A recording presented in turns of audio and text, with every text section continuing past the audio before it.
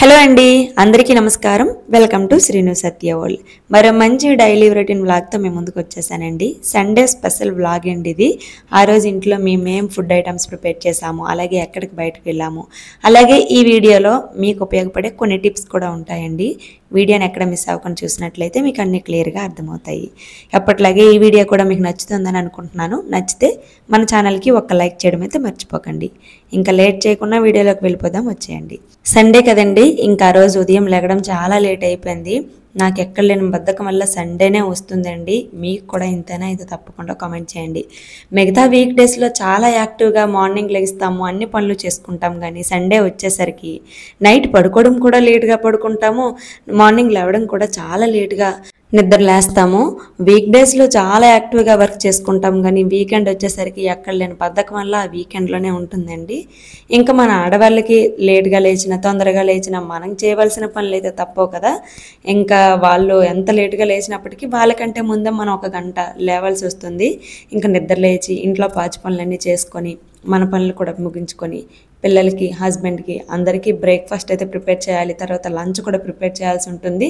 Sunday అంటే expectations ఇంకొంచెం మన మీద ఎక్కువే ఉంటాయి. ఎందుకంటే హాలిడే కదా, ఇంట్లో ఏదైనా స్పెషల్ ఉంటే బాగున్ను, వండితే బాగున్ను అన్నట్టు వాళ్ళకు ఉంటుంది. మనకు కూడా వీక్ అంతా కష్టపడతారు కదా, సండే ఒక్కరోజు వాళ్ళ కోసం ఏదైనా మంచిగా వండి పెడితే బాగుంటుందని మనకు కూడా అనిపిస్తుంది. సో లేట్గా లేచినా, తొందరగా లేచినా మన పనులు అయితే ఎవ్వరు చేయరు. మన పనులు మనమే చేసుకోవాలి. ఇంకాస్త ఎక్కువ పనులు సండే మనకి యాడ్ అవుతాయి. ఎందుకంటే నాన్ వెజ్ వండుతాము. నాన్ వెజ్ వండితే మనకి ఇంట్లో పని అనేది పెరుగుతూ ఉంటుంది. కిచెన్ క్లీన్ చేయడం కానీ, ఇంకా అంట్లు కానీ ఏవైనా సరేనండి ఎక్కువ ఉంటాయి ఆ రోజు. సో మనకి సండే అయినా సరే నో రెస్ట్. ఇంకా బ్రేక్ఫాస్ట్ అయితే ప్రిపేర్ చేసేసానండి. ఆ తర్వాత పిల్లలు తెలిపి బ్రష్ ఇంకా స్నానాలు వాళ్ళకి చేపించేసి వాళ్ళకి ఇంకా బ్రేక్ఫాస్ట్ అయితే పెట్టేస్తాను. అంటే వాళ్ళు టిఫిన్ తింటారా, పెరుగన్నం తింటారంటే ఫస్ట్ ప్రయారిటీ వాళ్ళు పెరుగన్నంకే ఇస్తారండి. అలాగ అలవాటు అయిపోయింది వాళ్ళకి. ఎక్కడికి వెళ్ళే సరే అదే కావాలంటారు. నైట్కి మాత్రం టిఫిన్ మాత్రం కన్ఫామ్గా ఉండాలి. కొన్ని మాత్రమే పెడతానండి నైట్కి అయినా సరే. ఎందుకంటే పిల్లలకి ఇప్పటి నుంచి డైట్ అంత మంచిది కాదని నా ఉద్దేశం. అంటే చపాతీ కానీ లేదా ఉప్మాలు ఇలాంటివి చేసినప్పుడు పిల్లలకి పెట్టను. అప్పుడు వాళ్ళకి వెజిటేబుల్ రైస్ కానీ ఇలాంటివి ఏవైనా హెల్దీ ఫుడ్ ఐటమ్స్ వాళ్ళకి స్పెషల్గా ప్రిపేర్ చేసి పెడుతూ ఉంటాను. మేము మాత్రం డైలీగా నైట్ టైం ఏదైనా సరే టిఫినే తింటామండి.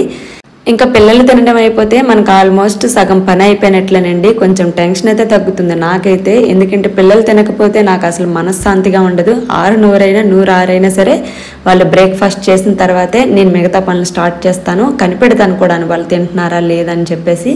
అరుస్తాను కూడా తినకపోతే. ఇంకా నాకు తింటే నాకు అదొక సాటిస్ఫాక్షన్ అండి. ఆ తర్వాత మేము అందరం తింటాము. ఇంకా పిల్లలు తినేసిన తర్వాత కిచెన్లో ఉన్న కొన్ని అంటులు, ఇంకా గ్యాస్ స్టవ్ అండి. మధ్యాహ్నం నాకు వంట అవ్వలేదు, మార్నింగ్ వరకే చేశాను. అయినా సరే నీట్గా కిచెన్ క్లీన్ చేసేయాలి, లేదంటే నాకు మనశ్శాంతిగా ఉండదు. ఆ కిచెన్ క్లీన్ అయిపోయింది. ఇంకా అంట్లు తోమేశాను. ఇంకా పిల్లలు చూడండి ఈ గ్యాప్లోని ఎన్ని టాయ్స్ జల్లారు. ఇంకా ఇవి తక్కువ లోపల ఉన్నాయి బెడ్రూమ్లోని, అవి కూడా నేను సర్దేశాను నీట్గాను. ఇంకా ఎక్కడక్కడ పెట్టేసి మళ్ళీ ఒకసారి ఇల్లు ఊడుస్తానండి. మార్నింగ్ పాచి పనులు ఎలాగే చేస్తాము, మళ్ళీ బ్రేక్ఫాస్ట్ అయిపోయిన తర్వాత కూడా నాకు తుడిచే అలవాటు అయితే ఉంది. ఒకసారి అలాగ తుడుచుకొని వచ్చేస్తాను. టాయ్స్ కూడా నీట్గా ఎక్కడక్కడ పెట్టేస్తాను. ఏదో నా భ్రమగానండి. పిల్లలు మళ్ళీ అవి తీయక తప్పదు, మళ్ళీ ఎక్కడక్కడ జల్లక తప్పదు. ఏదో నా సాటిస్ఫాక్షన్ కోసం అలా చూడలేక నేను ఎక్కడక్కడ సర్దుకుంటాను. మళ్ళీ నా పని నేను చేసుకోవడానికి వెళ్ళిపోతానా, పిల్లలు మళ్ళీ టాయ్స్ అన్నీ తీసి జల్లుతారు. వాళ్ళు జల్లడం, నేను సర్దడం, నాకు అదే పని అండి. దీంతోపాటు యూట్యూబ్ వరకు. ఏమో నాకు ఇది ఎప్పుడు తగ్గుతుందో తెలియదు. ఇల్లు మాత్రం కచ్చిరిబిచ్చిరిగా ఉంటే నాకు అస్సలు నచ్చదండి. వాళ్ళపైనైనా అరుస్తాను సర్దండి అని. వాళ్ళు సర్దకపోతే ఇంక నేనే వెళ్ళి సర్దుకుంటాను. అలా ఉంటుందండి నాతోని. ఇంకా ఇంట్లో పనులన్నీ అయిపోయినాయి, మార్నింగ్ పనులు. ఆ తర్వాత మా చిట్టుతల్లి ఉంది కదా, చిన్నదాయి చూడండి ఎలా నవ్వుతుందో. ఏదో ఒకటి కావాలని నా బుర్ర తింటుందండి. బ్రేక్ఫాస్ట్ అయిన తర్వాత స్నాక్స్ అవనియండి, డ్రై ఫ్రూట్స్ ఇంకా ఫ్రూట్స్ ఏదో ఒకటి కంటిన్యూస్గా నా దగ్గరకు వచ్చి అడుగుతూనే ఉంటుంది. అంటే నేను వర్క్లో ఉన్నప్పుడే కావాలనే నన్ను విసిగిస్తూ ఉంటుందండి. తనకి ఏదో ఒకటి ఇచ్చి నేను చేసుకుంటూ ఉంటాను. టీవీ పెట్టుకొని చూడండి అంటే ఒక 5-10 నిమిషాలు చూస్తారు. తర్వాత మళ్ళీ నా బుర్ర వచ్చి తింటారు. తర్వాత డ్రాయింగ్ వేసుకోమని చెప్తాను, అది కూడా ఒక 5-10 నిమిషాలు వేసుకుంటారు. మళ్ళీ నా దగ్గరికి వస్తూ ఉంటారు.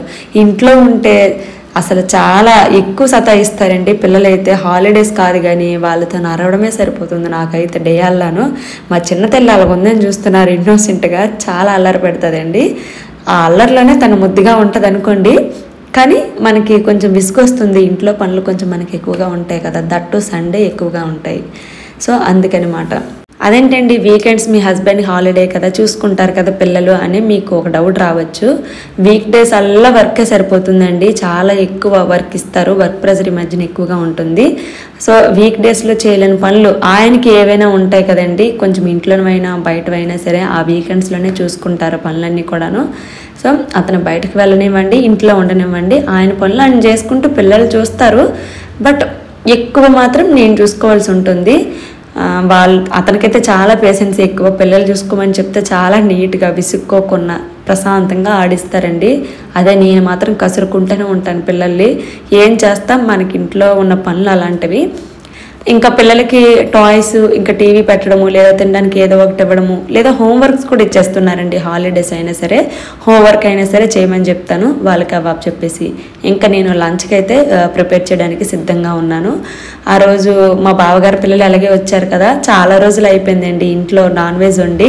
ఆల్మోస్ట్ 3 months అనుకుంటా, 3-4 months అండి ఇంట్లో నాన్ వెజే వండలేదు. మీ అందరికీ తెలిసిందే, 7 శనివారాల వ్రతం నేను ప్రారంభించాను. వరుసగా అయిపోతే తొందరగానే ఫినిష్ అయిపోతుంది, కానీ మన ఆడవాళ్ళకి మధ్య మధ్యలో అడ్డులు వస్తూ ఉంటాయి, మనం బయటకు వెళ్ళాల్సి ఉంటుంది. సో వీక్స్ కొన్ని స్కిప్ చేయాల్సి వచ్చింది. అందువల్ల నాకు అన్ని మంత్స్ పట్టిందండి. అన్ని మంత్స్ కూడా నేను ఇంట్లో నాన్ వెజ్ అస్సలు ప్రిపేర్ చేయలేదండి. మా హస్బెండ్ పిల్లలు చాలా బాగా కోఆపరేట్ చేశారండి. నాకైతే ఎందుకు వండలేదు వండని అసలు ఒక్కరోజు కూడా నన్ను అనలేదండి. ఆ విషయంలో మాత్రం చాలా హ్యాపీగా అనిపించింది నాకైతే. ఎప్పుడో మా ఊరు వెళ్ళినప్పుడు తినడం కానీ, లేదా చాలా తక్కువండి అదైనా సరే, మీరు బయట తినొచ్చు కదా అంటే మా హస్బెండ్ ఏమంటారు, నువ్వు తినకున్నా నేను ఎలా తింటాను బయటకు వెళ్ళాను అనేవారు. సో ఆయనకి నా వల్ల నాన్ వెజ్ అలవాటు తప్పిపోయిందండి కంప్లీట్గాను. ఎప్పుడో ఒకసారి వండినా సరే ఆయన అంత సాటిస్ఫాక్షన్గా ఏమీ తినరు, వెజ్కి అలవాటు పడిపోయారు కంప్లీట్గాను. సో మా బావగారి పిల్లలు ఎలాగే వచ్చారు, ఇంట్లో ఉండి చాలా రోజులు అయ్యింది కదా అని bagara rice with mutton curry చేస్తున్నానండి. ఇది కూడా ఆయన వండమని చెప్పలేదు, నేనే వండుతున్నాను. ఏదో నా సాటిస్ఫాక్షన్ కోసం ఇష్టంగా తింటారని చెప్పేసి. ఓజీ మూవీ వచ్చింది కదా, చూడలేదండి. సో మా వారైతే సండే ఓజీ మూవీకి వెళ్ళిపోయారు మార్నింగ్. ఆయన వచ్చేసరికి నేను లంచ్ అయితే ప్రిపేర్ చేసి రెడీగా ఉంచుదామని ఈ ప్రిపరేషన్కి అయితే మొదలు పెట్టేశాను. ఫస్ట్ అయితే మటన్ కర్రీ పోపు పెట్టేశానండి. తర్వాత బిర్యానీకి కూడా వండడానికి సిద్ధమవుతున్నాను. బిర్యానీ అంటే బగారా రైస్, మా సైడ్ దీన్నే బిర్యానీ అంటారు, కొంతమంది బగారా రైస్ అంటారు. నాకు హైదరాబాద్ వెళ్ళాక తెలిసిందండి దీన్ని బగారా రైస్ అంటారని. అంతకుముందు వరకు నేను దీన్ని బిర్యానీ అనేదాన్ని. సో మీ అందరూ అన్నట్లే బగారా రైస్ని నేను ప్రిపేర్ చేస్తున్నాను. మీరు ఎలా ప్రిపేర్ చేస్తారో తెలియదు, కానీ నా స్టైల్లో అయితే ఇలా ప్రిపేర్ చేస్తానండి. సో ఇంట్లో ఏ వెజిటేబుల్స్ ఉంటే ఆ వెజిటేబుల్స్ వేసుకోవచ్చు. బీన్స్, ఇంకా గ్రీన్ బఠానీ, క్యారెట్, పొటాటో ఇవి వేసుకోవచ్చు. నా దగ్గర ఈ 2 ఉన్నాయండి, పొటాటో ఇంకా క్యారెట్, అవే వేసాను. వీటిని లో టు మీడియం ఫ్లేమ్లో బాగా మగ్గనివ్వాలండి ఒక 5 నిమిషాల పాటు. ఎందుకంటే తర్వాత రైస్తో పాటు కుక్ అవుతాయి కాబట్టి సరిగ్గా ఉడకవు. ముందే వీటిని బాగా ఉడికించుకోవాలి, మూత పెట్టేసి మగ్గనివ్వాలి. ఆ తర్వాత నేను మటన్ కూడా ఒకవైపు నుంచి ప్రిపేర్ చేస్తున్నానండి. మటన్ మాత్రము మనం ఖచ్చితంగా పసుపు ఇంకా సాల్ట్లోని ఒక 5 నిమిషాల పాటు నానబెట్టిన తర్వాత నీట్గా వాష్ చేసి మనము వండుకుంటే చాలా మంచిదండి. తర్వాత మనకి మటన్ కర్రీ టేస్ట్ ఎప్పుడు బాగుంటుందంటే, మనం ఆనియన్స్ గట్టి ఇవన్నీ బాగా ఫ్రై చేసి వేస్తాం కదా, ఆ మటన్లో ఉండే వాటర్ అంతా కూడా డ్రై అయిపోవాలండి. పూర్తిగా డ్రై అయితేనే మనకి మటన్ టేస్ట్ అనేది బాగుంటుంది, ముక్కు కూడా సాఫ్ట్గా ఉంటుంది గట్టిగా వండుకున్నా. సో ఆ వాటర్ ఇంకినంత వరకు మూత పెట్టేసి అలాగా నేను మగ్గనిస్తూనే ఉంటాను. ఈలోపు బిర్యానీలోకి అంటే బగారా రైస్లోకి కావాల్సిన మసాలా దినుసులు అవన్నీ కూడా వేసేసి, ఇంకా బాస్మతి రైస్ అయితే నేను నానబెట్టానండి.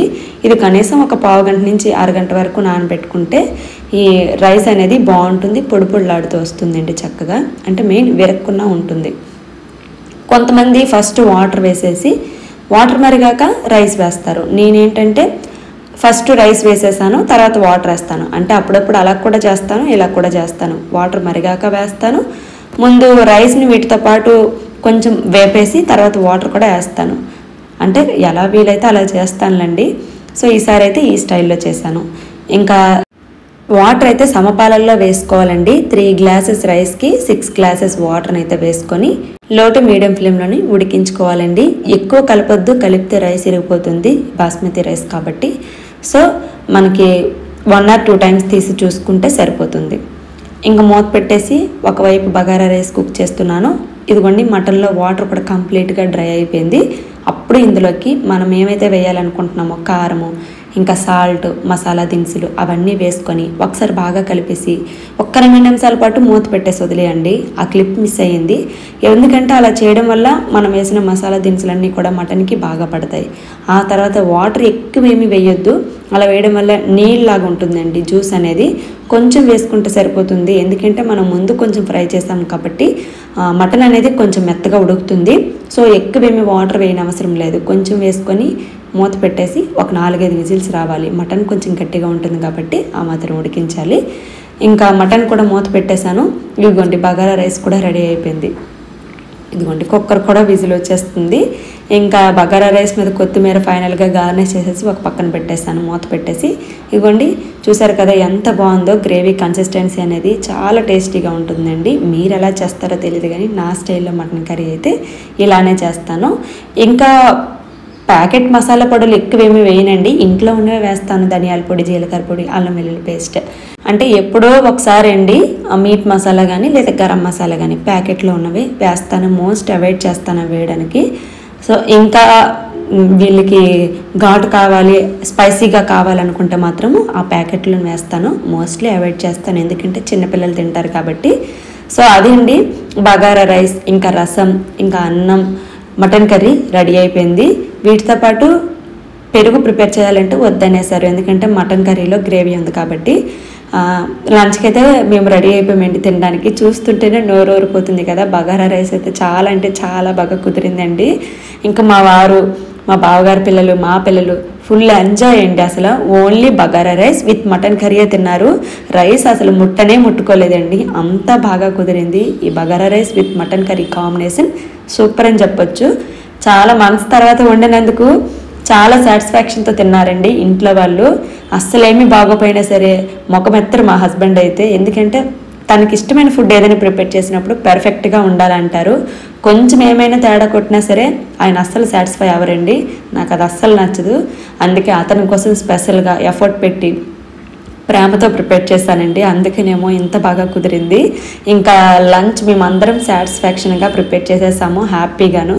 ఆ తర్వాత బయటకి ఎటైనా వెళ్దామని చెప్పేసి మేము రెడీ అవుతున్నాము. ఎలాగే పిల్లలు వచ్చారు హాలిడేస్కి, సరదాగా అలా బయటకు వెళ్తే బాగుంటుందని మా హస్బెండ్ అన్నారు. ఎందుకంటే ఆయన ఓజీ మూవీ చూసేసి వచ్చేసారు. చాలా ఎంజాయ్ చేశారు. అంత బాగుందంట మూవీ.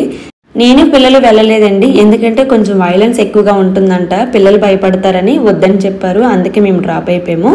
సో ఆయన వంతు ఆయన మూవీ చూసి వచ్చేసారు కదా, ఇంకా మా మట్టుగా బయటకు తిప్పుతానన్నారు. సో మేము కూడా రెడీ అయిపోతున్నాం. అందుకే ఎక్కడికైనా బయటకు వెళ్దామంటే చాలండి మా పిల్లలకి ఎక్కడలేని ఆనందంలో వచ్చేస్తూ ఉంటుంది. అదేంటో సరదా. అసలు మధ్యాహ్నం యాక్చువల్గా స్లీపింగ్ టైము, కానీ మూవీ అనేసరికి నిద్ర మొత్తం పోయి ఎంత యాక్టివ్గా ఉందో చూడండి. మా చిన్నది అయితే ఎన్ని కబుర్లు చెప్తుందో తెలియదు బయటకు వెళ్తే.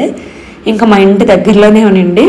మేము రోప్ వేకి ఎప్పుడూ వెళ్ళలేదు. ఈసారి ఎక్స్పీరియన్స్ చేద్దామని వచ్చాము. మేము ఈ లైన్ అయితే అస్సలు ఎక్స్పెక్ట్ చేయలేదండి. అలాగెళ్ళి అలాగే తిరిగేసి వచ్చేయచ్చు అనుకున్నాం, కానీ లైన్ చూడండి అంతటి ఉంది. మా హస్బెండ్ నేను షాక్. ఇదంతా ఎప్పుడు తరుగుతుందని. వెళ్ళడమే లేటు.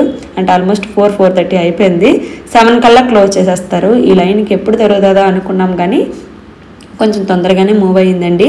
కానీ సండే రోప్ వేకి ఇంతమంది వస్తారా, ఇంత బిజీగా ఉంటుందని మాకు అస్సలు ఎక్స్పెక్ట్ చేయలేదండి మేము. మేబీ హాలిడేస్ కదా అందుకనేమో ఇంత రష్ ఎక్కువగా ఉంది.